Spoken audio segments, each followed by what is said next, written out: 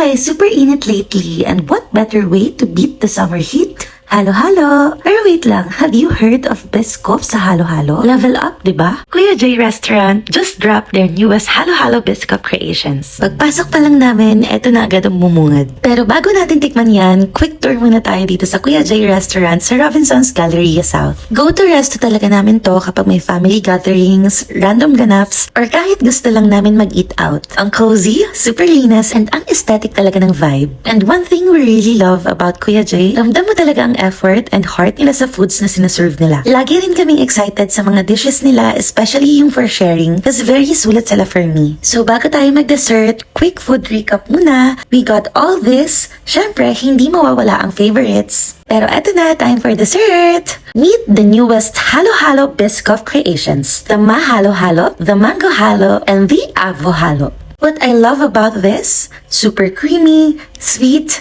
and may extra crunch from the Biscoff. Tapos, grabe rin yung mix ng flavors. Ang sarap talaga and super refreshing sa init ng panahon ngayon. Grabe tong collaboration na to. Matic favorite! If you are a Halo-Halo lover, this one's worth checking out. And for only $189, may Biscoff upgrade na ang Halo-Halo experience mo. Enjoy! For more South discoveries, follow me. Bye!